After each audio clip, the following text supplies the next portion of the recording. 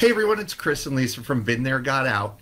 And I'm sure you know who we are by now if you're here, but we offer hope, guidance, and community to people suffering in or struggling to get out of relationships with narcissists and other toxic personality types so that they can find the strength they need to get their sanity back. And we do our Q&A live every Thursday at noon. Almost every Thursday, right? We're going to miss a week coming up because we'll be away. Yeah. And this is the first episode in a while where I felt completely healthy because I'm over COVID finally. Yeah. No more fatigue. I still can't smell anything, but taste is starting to return. Everything is I know, a lot better. Taste chocolate again. Yes. So if I get bigger over the next month or two, don't be surprised. Yeah. Anyway, so thanks for joining us today, whether you're watching live or recorded. We have a lot of content today. Questions we've gotten from various places, including Instagram and Quora, where I spend a fair amount of time. Lisa, you do too. Sometimes. I read. He does more of the writing on Quora. I read. And of course, I always say this, we're not hard to reach. Contact us via our website. Instagram, Twitter, Facebook, right here. You can just comment. But if you are here live, we will check the questions before we end this session today. So if you have a question you'd like us to address right now, please put it in. But I'm going to do the first question. I'm going to ask the first question. Yeah, and then I'm going to go blather on more. Yes, that's okay. All right. So are people on average more narcissistic today than they were 20 years ago? Yeah, interesting one. Yeah. I've seen that before too. So I think there are at least two factors at work here. First, we, like at least here in the United States, we've changed culturally to become, this is over several decades, to become sort of more coddling toward children, that sort of every kid gets a trophy mentality. And it comes from a good place, wanting to protect the psyches of our kids. But it may have gone too far, and it's having unintended consequences for sure. No surprise. Yeah. So we're failing to teach our kids about consequences and accountability, and we've created this culture of entitlement. You know, we're not preparing our kids for the real world effectively. And Lisa's smiling because it's something we talked about that affects us. So there was something behind that smile. Yeah. That we're not going to get into here. Right. So there's an excellent, I wanted to put a little meat behind this in terms of like statistics and stuff like that, and see if what I was going to say was backed by research. And there's an excellent article on Psychology Today by someone named Dr. Peter Gray. And he talks about the apparent increase in narcissism in recent decades. And I'll just quote him. It's a fairly long quote, but it's really relevant. And what he said was, quote, "Some of the speculation is centered on the misguided self-esteem movement that began to take shape in the 1980s. Parents, teachers, and others involved with children were advised to build up children's self-esteem through frequent praise. Many parents, especially, began telling their children how beautiful, smart, and generally wonderful they are, or began bragging about their kids to their others in front of them." And I remember this. I don't. No, I wasn't parented then. I remember the next thing. Okay. So, television programs for kids feature songs about, like, being special, and lessons to the effect that you can be anything you want to be. I'm still quoting the article. In competitions, everyone got some kind of trophy. Perhaps some of that actually got incorporated into the thinking of young people growing up in this era. They may, to some degree, have grown up believing what they were told. To the degree that they did, they would become narcissists because the things they were told are exactly the kind of things that narcissists believe about themselves. Yeah. So since this movement started in the 80s, we're now seeing like the impact in terms of how these kids turned out as adults. Okay. All right. So sorry for, like I said, I was going to talk on a bit. That's okay. I knew you were going to talk. I'm going to say a little tiny bit at the end. Sure. Keep going. So Dr. Gray also cited increased pressure to achieve as an important factor. And kids today are expected to excel academically, you know, the whole tiger mom, tiger dad thing. They get personal coaches to help them succeed at sports and other activities, and getting into top colleges is more competitive than ever. Kids can feel encouraged to bend or break rules and basically do anything necessary to achieve measurable success, whatever success is, right? There's less focus on just being happy and emotionally healthy. Or moral? Yeah, yeah, absolutely. So it's sort of like an extension of like American materialistic culture. It makes me think of that. Yeah, me too. So the other big factor, you know, in this perception that narcissism is increasing, is increased awareness of narcissism. Now, overall, we're nowhere near where we need to be in terms of educating people about narcissism broadly. But it's definitely been a topic that has gotten increased attention in recent years, and that's a good thing. Well, we've got a long way to go.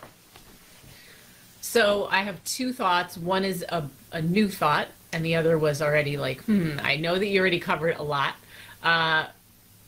One thing that you touched on made me think of when I used to be a high school English teacher, towards the end of my career, right before I had my son, because that's when I stopped teaching,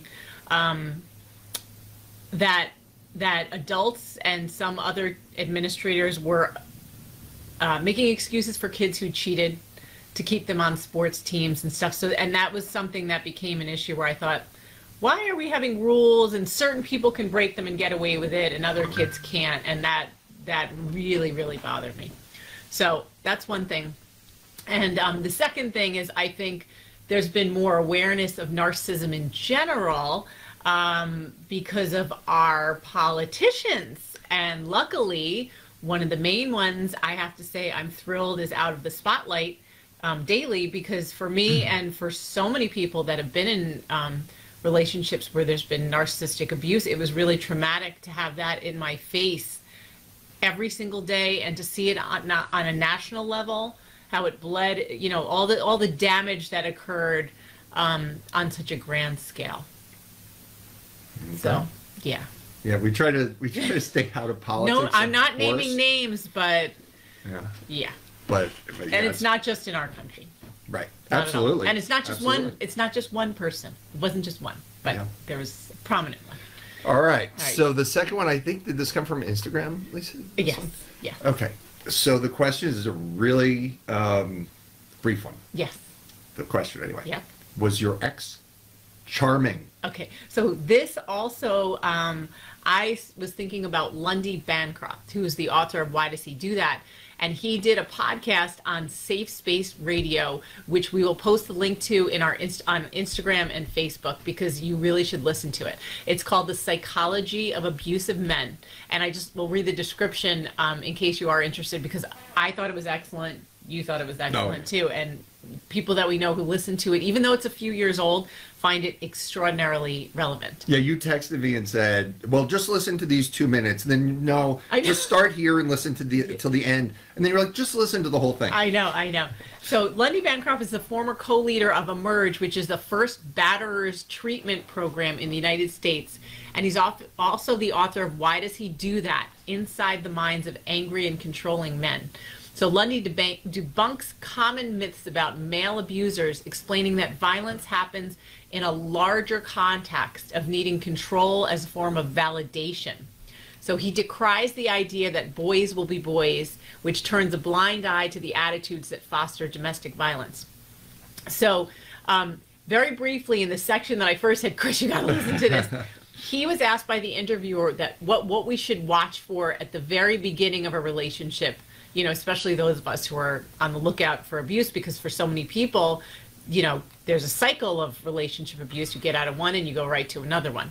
So the very first thing he noted for a warning sign was charm. And he says this too. It's not to say that all charming people are abusive, but that anyone who puts that much energy into such a presentation of themselves, you should really take care to be on guard with. And I know that I myself, because I'm just my nature, I get so pulled in by charming people. And most of the time, though, the people I meet tend to be flaky.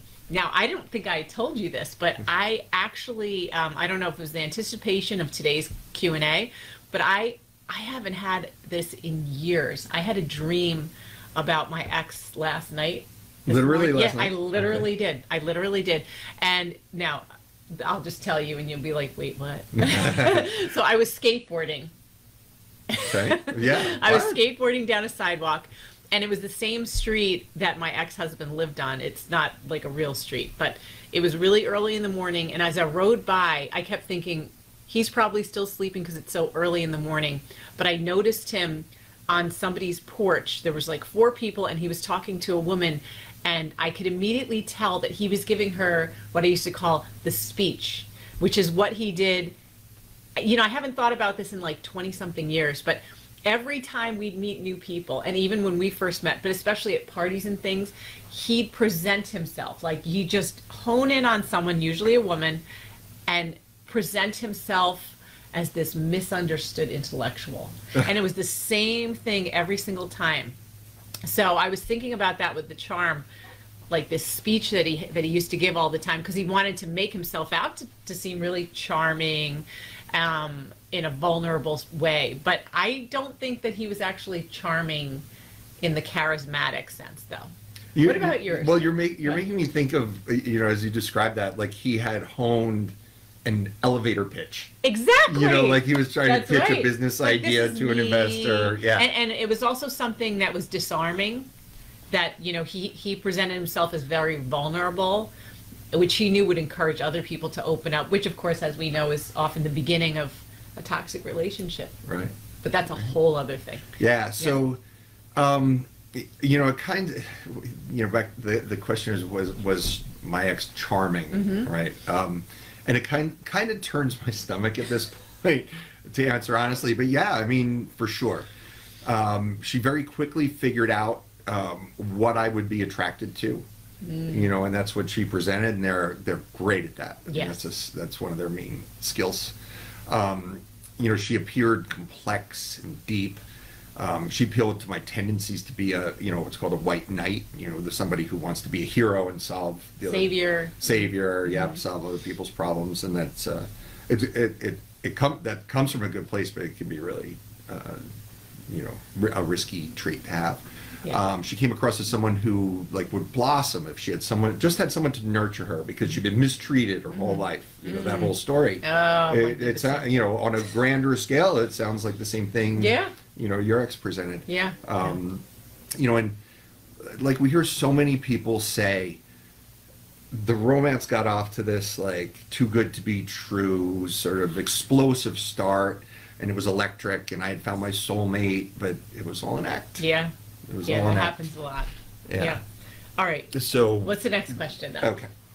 So another which flows nicely. Yeah. Yes. What was the first red flag? Okay. I think this is such a fun question. It always gets loads of responses from our community. I always come up with new ones. Well, it's fun for us because we're out of it for a while, but yeah. you know. And now it's like decades I have to remember back. Yeah. You know, it was a long time ago, the first red flag. So hindsight, especially after you learn a lot about narcissism and toxic personalities, has so many aha moments where it always involves glaring red flags that you ignored because you didn't think that's what they were in the beginning. So for me, the first red flag has to be porn. And the reason why is that I had met my ex right after I came back from a year of living overseas and backpacking through Europe.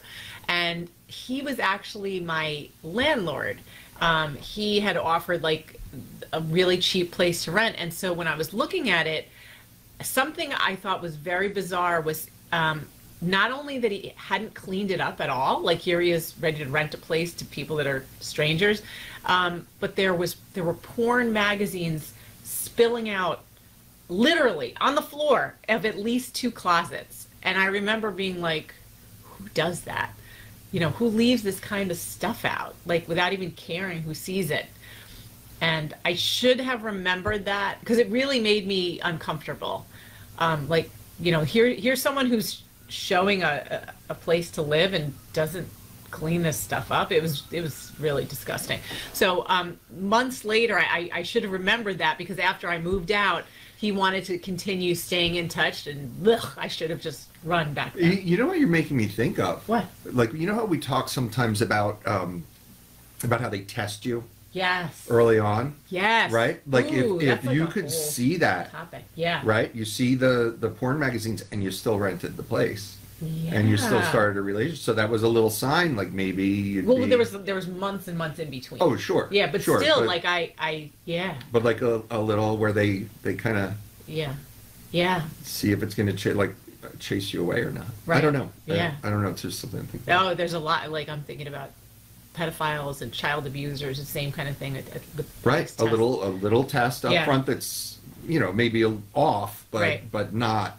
Right. Not like where you horrible. push down your instinct. Yeah, exactly. Like you make an excuse and say, well, it's just, for me it's like, well, he's being so nice, the place is so cheap, we'll clean it up. What about you? Well, so for me there were red flags right from the beginning, in terms of like she had a lot of emotional instability. Like she didn't really hide that. Mm-hmm. She suffered from depression. She got explosively angry, and I never wanted to be in the crosshairs of that. Mm-hmm. So I was right from the beginning walking on eggshells. Mm-hmm. But the first, I didn't know anything about narcissism until many, many years later. Mm-hmm. But the first, and I'm sure there were other signs, but the first thing that I really could grab my hands on was projection. Oh. So I had recognized, I don't remember how I recognized that trait in her, and so it would be a decade later before I tied it to narcissism and said, oh, that's one of the things they commonly do. But I knew she projected. I don't even remember if I knew the term, but I can remember crystal clear, 2005, so I was 5 years into the relationship. We already had one child together, we would have another. We're out on our back deck, and she was talking about some person in her life and saying she couldn't stand that this person took all of their negative traits and projected them onto the people around him or her. I don't even remember who, mm-hmm. what gender the person was. But in my mind, I'm going, oh my God, that's exactly what you do. Mm-hmm. I didn't say anything. I was about to say, did you say it? No, I didn't, but ding. Well, of course I didn't, because I was all, in the tornado, Yeah. But it was so glaring, and there are like those little moments that you remember where you took a step forward, in terms of awareness. Yeah. And that one was just crystal clear for me. Yeah. But you got a bunch. I got a bunch that are still coming in. I haven't even been able to keep up with it. But just as a start, one person said that love bombing was the first red flag. She said they got married within 4 months and everything was wonderful. Then 6 months later, he got caught cheating for the first time, and it never stopped from there. So as I read this, I thought, and it wasn't 6 months later that actually was the first time that he was cheating. That's just when he got caught. Right. So in case any of you are not familiar, the term love bombing is considered the first stage in any abusive relationship. This is called the idealization phase. And this is where they use all kinds of techniques to make you feel like the greatest person ever, their soulmate, etc. And in terms of getting married within 4 months, there's a term that we used called marathoning, which addresses a toxic person's need to entrap you in a serious relationship, to commit yourself to them early on. And we dive deeply into all kinds of terms like this and what they actually mean in our common manipulation tactics workshop on our website. So another person said, for me, he wrote a nice letter describing our future, but he was drafting a very similar one to another woman friend. Oh, and by the way, it's typical. He was allowed female friends, but she wasn't allowed male friends. As I'm thinking about what this person just wrote, I'm thinking of all of the drafts of personal ads that I found that my ex was doing. While we were married, he used to put a lot of stuff in the Village Voice. He'd have like the same ad, just tweaked a little differently. Anyway, he's taking out personal ads while you were married. Oh, while we were dating on our honeymoon throughout the marriage. Yes, right. I know. Okay. Another woman across the pond said that, and every disagreement, it was like the relationship was ending, and he'd go to the pub or back to camp until I begged him to talk to me. So again, this is like establishing that dynamic very early on, that this guy is the sought after one, like, you know, the begging, like, come back to me no matter how poorly she was being treated. Another person who we know well said that in the beginning she asked her ex to come out with him and her coworkers, and he said no. But then he was mad that she went out with her coworkers. Right, and that's got a bunch of things going on, right? It's like diminishing her needs, and it's also an attempt to isolate her. I was just about to say in the beginning of the isolation, right? Yeah. Making her feel like she did something wrong. Yeah, my ex would not go to events that were centered around I'm thinking of that big Christmas party we go to, and Thanksgiving at a friend of we would go to at a friend of mine's house. Yeah, she would avoid those things. Even if I did go, she wouldn't go. Yeah. That's like a huge topic. So I was thinking, like, I'm not even going to get into here what my ex did. Okay. Okay. So another woman said, when questioned over simple things like, quote, "What did you do last night?"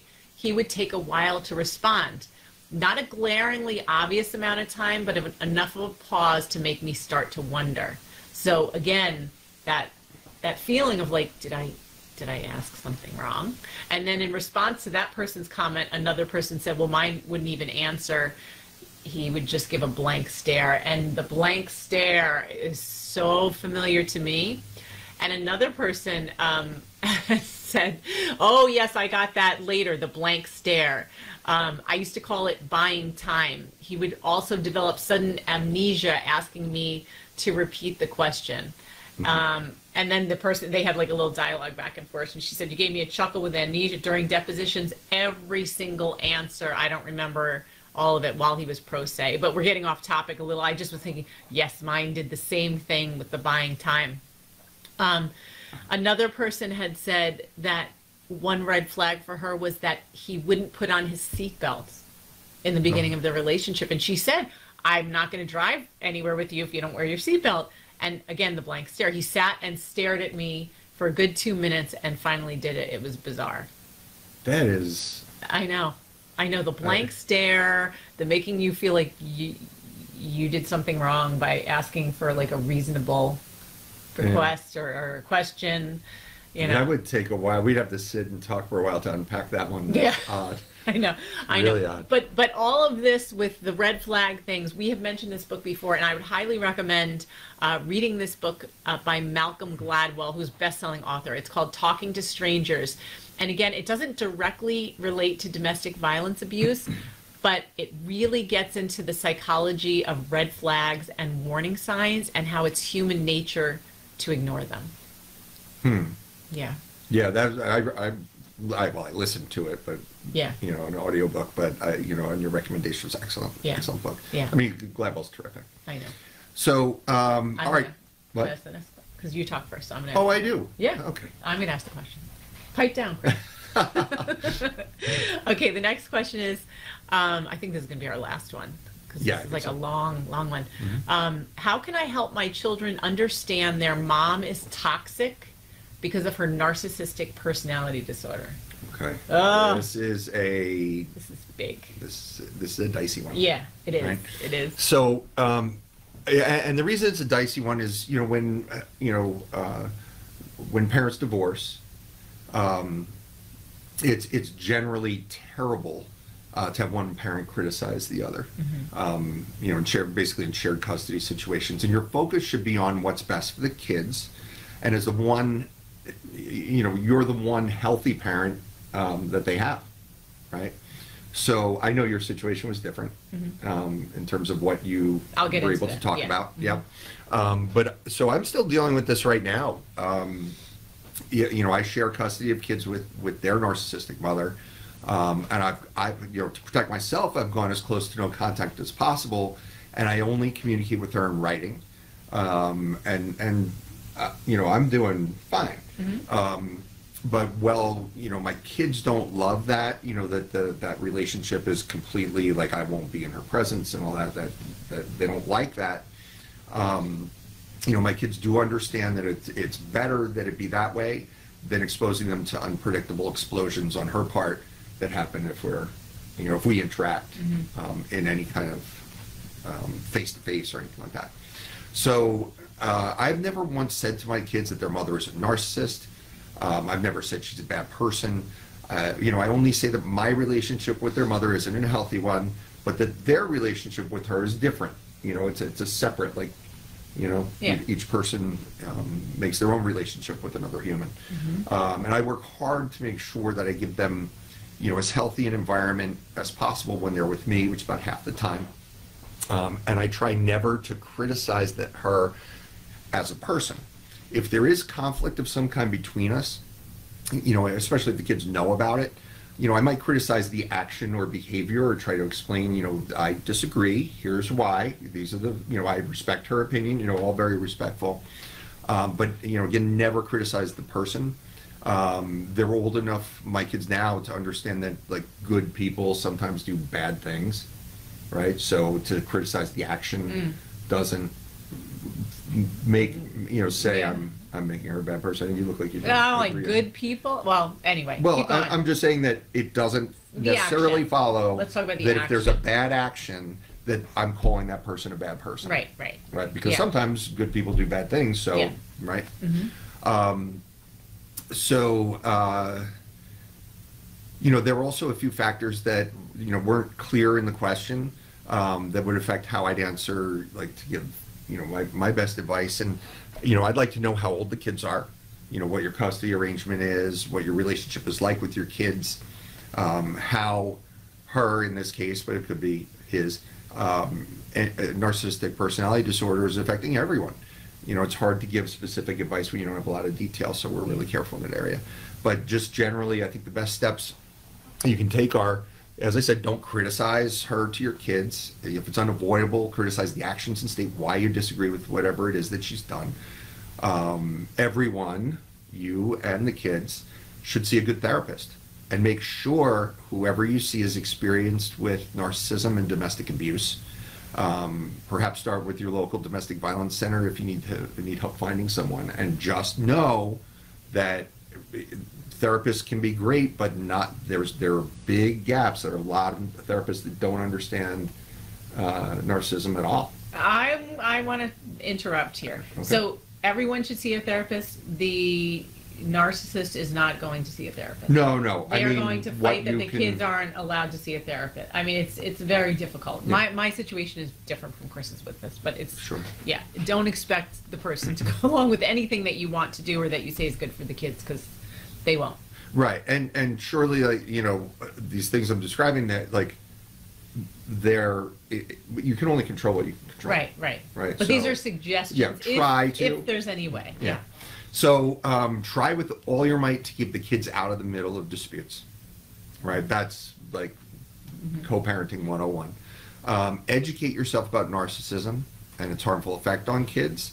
There's a ton of information out there. Lisa and I have some of it, but there are other great sources too. There's a woman named Carol McBride who's got a book called Will I Ever Be Free of You, which was really helpful to me very early on. Also, there's an author named Shannon Thomas who wrote a book called Healing from Hidden Abuse. Those are just two that I found really helpful. Also, keep a careful eye out for signs of harm being done to your kids. It might be possible for you to counter those effects, and I'll just give you an example. This is still true, but they're a few years older now. My ex tries to keep them as little kids. Infantilize them. Yeah. And so this is really common. And so my older son, I think he was 14 or 15 at the time, and she was still laying out his clothes for him every day. Yeah, I remember that. That was so strange. And there's tons of others too, but I'm just going on, and I just want to. Well, they want them to be dependent on them. Right. Yeah. So, like, I do what I can to encourage their independence and growth. Say, you go solve it yourself. Which, because I'm a white knight type, I don't always. It doesn't come naturally, but I try. So, also, the last one, do everything. Actually, almost last one. Do everything you can to give your kids a healthy, loving, supportive environment when they're with you. So that doesn't mean you then treat them like little kids, right? You want to teach them things like accountability and independence and responsibility. And those are things they're not likely getting from the other parent. And now lastly, try not to worry too much. You can, I know, but you can only control what you can control, right? Yeah. So if you do the best job you can, whatever your specific situation is, they have a pretty good chance of growing up healthy themselves. They might, we always used to use the term, we haven't said it in a while, but they might walk with a limp. Yeah. They might have issues to resolve themselves as an adult, with a narcissistic parent. That's par for the course, right? But they can be okay, even though one parent is narcissistic. Yeah, I know for me and for most people I know who have kids and still have to co-parent, it is the most difficult thing, is to relinquish your children to a toxic personality and see how the influence affects your kids and feel like there's nothing you can do about it. It's a horrific experience, and for many people it's dangerous, and that's a whole other big topic too. But anyway, I was thinking in my situation, it's been a very different scenario than yours. I actually don't feel like I have to co-parent because, just he's gone pretty much from their lives. So when I separated from my ex-husband, I had no idea I didn't know that he was a narcissist. All I knew was that he had been diagnosed as having addictions with a couple of different things.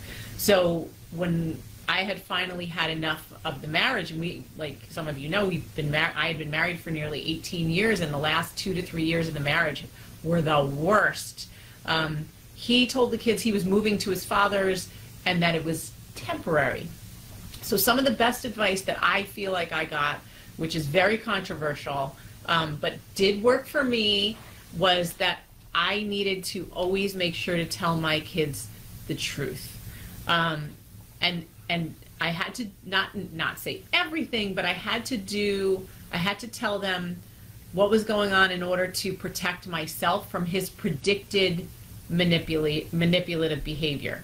And people that, just a couple people I spoke to at the very beginning when I was like so confused about what was happening, said that he is going to, unless you intervene, or not even unless, what he's going to try to do is come back to you, and he's going to paint you as the person who is trying to break up the family by not allowing him back in. So you need to be very, very clear with your kids.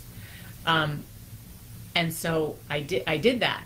And he did try to do that. So you need to keep in mind as I'm telling you this, that my kids were not little. They were teenagers and tweens, like right on the border. So they were certainly capable of forming their own judgments based on what they themselves saw and experienced. I didn't need to tell them anything about the kind of person he was. So during our marriage, and thereafter, he always had tried to look like the good guy, as I'm sure resonates with a lot of you who are listening to this, and he tried to paint me as the crazy, unreasonable one. So when this is how it happened. Basically, so he had already moved out. He came back to basically cook for himself because he didn't have a stove where he was at the moment. But anyway, while he was there, I said, you need to tell the kids why you really moved out and what you've done. He didn't want to do that. And I said, while you're here, if you don't tell them the truth, I'm going to, and you don't want me to do that while you're not here. I want you to be present so you can clarify. So he still, he got very uncomfortable and said, this isn't a good idea. And I said, and of course one of my children was like, I don't get it, because it was so confusing. So I explained briefly what had led to the split. Both our kids completely freaked out. It was one of the worst nights of my life, but I was able to pull off his mask right away. And in the next couple of years, my kids themselves had to learn to deal with realizing the kind of person that he really was. But again, this was based on, like Chris said, their own relationship with him, their own experience with him, or lack thereof, not what I told them. So I really believe that with older kids and adult children, or kids on the verge of it, there's really no way to convince them of anything, and not just like, oh, about another person. They need to learn it for themselves. And my kids certainly did.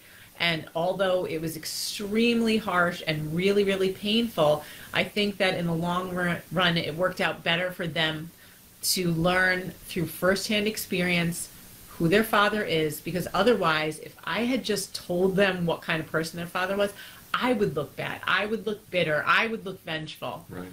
So the bottom line is that they are with me. They see that I have gone on with my own life. I found a healthy, loving relationship with someone else. And this has led to my kids forging their own healthy relationships, and not just romantic. I'm talking friendships with others, because they have something to compare it to. They've learned so much from what's happened to them. It's incredible. Yeah. Just we keep meaning to have interviews with them directly. Yeah. But they are worlds ahead of their peers and many adults, most adults, in terms of their relationship skills and their emotional intelligence. Right. And being able to make like a clean break. Yeah. Well, right. I wouldn't say clean. Well, it's clean now. Yeah, well, yeah. But it's still, it's still tough. But anyway, we've gone so overtime. That's so surprising. So let me take a quick look to see if we have any live questions. We don't. So we'll wrap it up. We will be back next Thursday at noon. Yes, and we'll have to catch up with what we didn't get to We today. have a bunch, exactly. Usual. A bunch at the bottom that we're like, oh. I know. Are we ever going to catch up? Hope not. Yeah. All right. So thanks again for watching, and we'll see you in a week.